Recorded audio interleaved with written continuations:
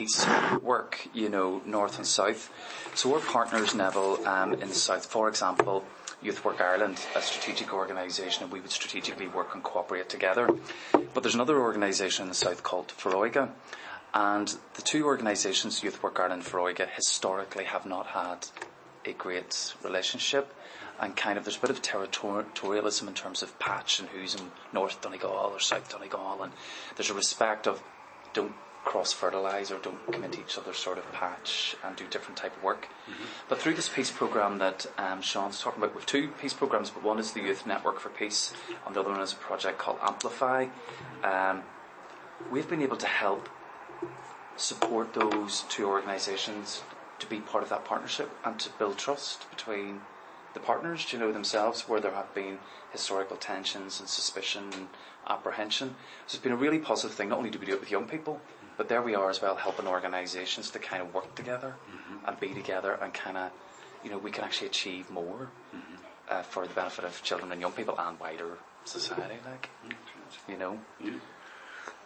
So do you want to tell us a wee bit, do you want to tell us a wee bit from your background first, what you're looking at, and then would that be the best? Sure. Yeah, great. Yeah, that sounds great. And thanks a million because this was such short notice. Literally, I picked up an email, Sean, from Siobhan McAllister, picked it up this morning before it was at a meeting this morning, and Siobhan, it must be out of town. Could we possibly meet up? And thanks for being able to manage it. Of course, and thank you for taking the time. I really appreciate it. I can only imagine how busy you are in any given day as well. Yeah. So the work that I'm doing, so I've worked for a lot of years, mostly on legacy issues, more broadly, but in Northern Ireland in particular, and the link between that and reconciliation.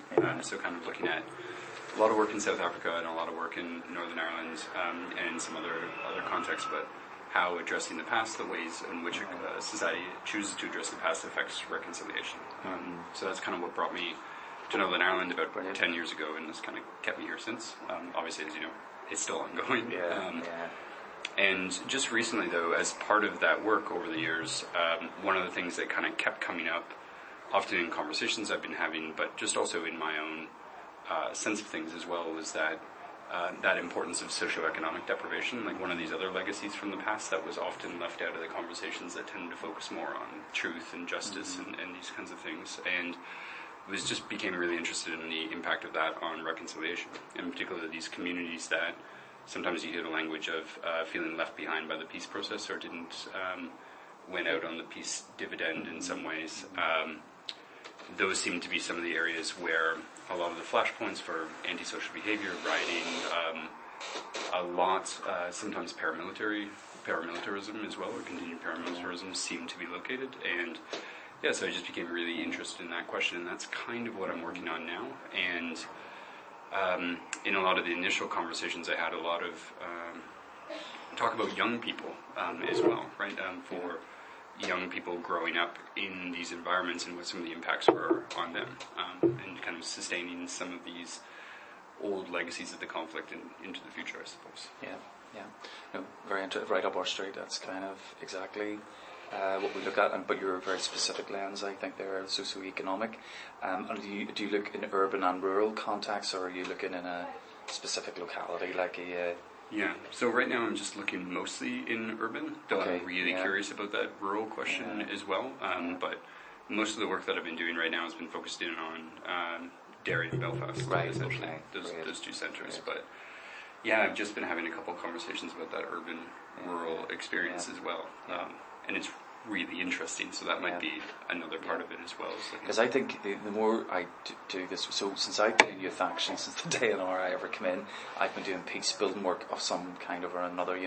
My first work here was around work with young men, work with boys and young men around violence and in urban settings for the most part, but and areas of high deprivation, like such as in the White Rock or whatever, Sean, and the Longlands in North Belfast, but really helping young men to think about a couple of different things, but like societal violence, community violence, violence within the home, but also the personal everyday violence situations. There's a culture of violence, I think, in Northern Ireland, and I don't think that's gone away really. And how violence is seen as a plausible answer or a plausible solution to kind of dealing with things, So young men were, and still are, I think, very quick, just a lot of times just to get the fists out and that self-protection and living up to masculine ideals or whatever. But I still think that plays out today, but sometimes it's slightly more subtly. When we talk about the legacy of the conflict and talking with young people, what has changed in 20 odd years since I was doing the work with young men, Sometimes I don't think very much has changed. We see a superficial sort of change in some sort of way, and yes, you can see investments of business in the city centre. Areas have started to change in terms of the look. Like students now in the centre of town. That's only inside the last couple of years. That wasn't there before in the same sort of way. But it's kind of like it's like a mirage or something. Sometimes it's not really the reality once you step back out into the communities that surround the city centre. I'll close that door just now. It's a picks up on we talk about... So, myself, I did then research through the University of Southampton for about 7 or 8 years, it has to be said. PhD, part-time, but... looking at the impact of the conflict on the lives of children and young people.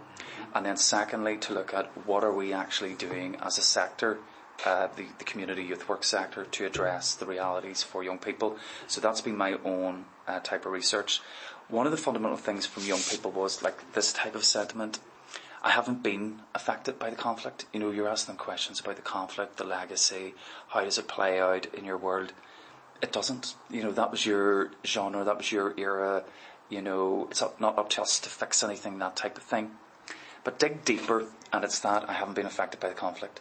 But, all of a sudden it starts to just, young people can talk about everything about mobility, about places they can go, places they can't go. We talk about even just yesterday's situation, parental influence, living, having separate education, 94% of the schools being separate, but also school uniforms as identifiers of your identity. So the point being, I suppose, young people start to get it very quickly.